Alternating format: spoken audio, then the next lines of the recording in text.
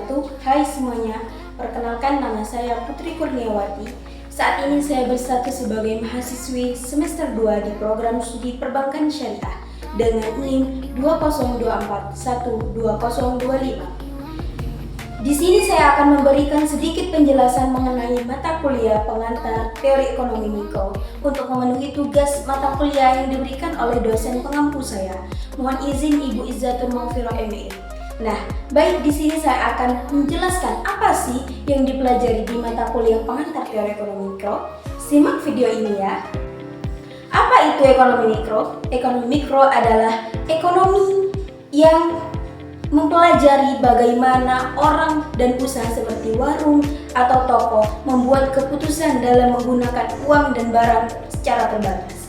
Intinya, bagaimana cara mengatur kebutuhan yang banyak dengan uang dan barang secara terbatas. Contohnya, kamu punya uang 10.000, tapi kamu ingin beli es teh, gorengan, dan pulsa. Maka kamu harus pilih mana yang paling penting dahulu. Ini adalah masalah dalam ekonomi mikro.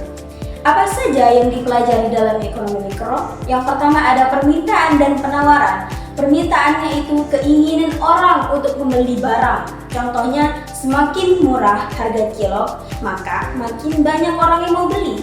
Dan penawaran itu sendiri adalah keinginan pedagang untuk menjual barang. Contohnya, semakin mahal harga cilok, maka penjual akan semakin semangat untuk jualan. Dan harga pasar itu muncul dari pertemuan antara permintaan dan penawaran.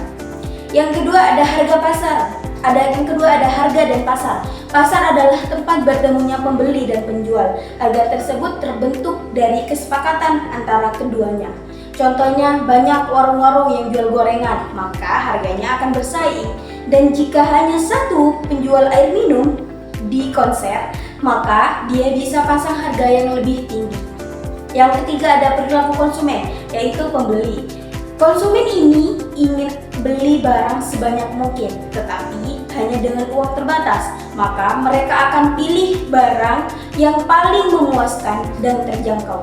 Contohnya, kamu memilih beli nasi padang daripada burger karena nasi padang lebih murah dan lebih mengenyangkan.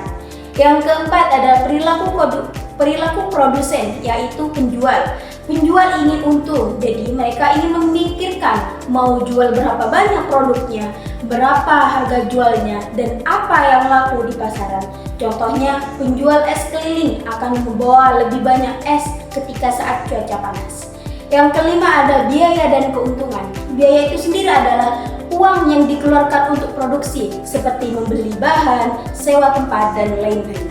Dan keuntungan itu adalah uang hasil jualan dikurangi biaya yang dikeluarkan. Contohnya, modal untuk jualan kopi 50.000 dan hasil jualnya itu 90.000, maka keuntungan yang didapat adalah 40.000.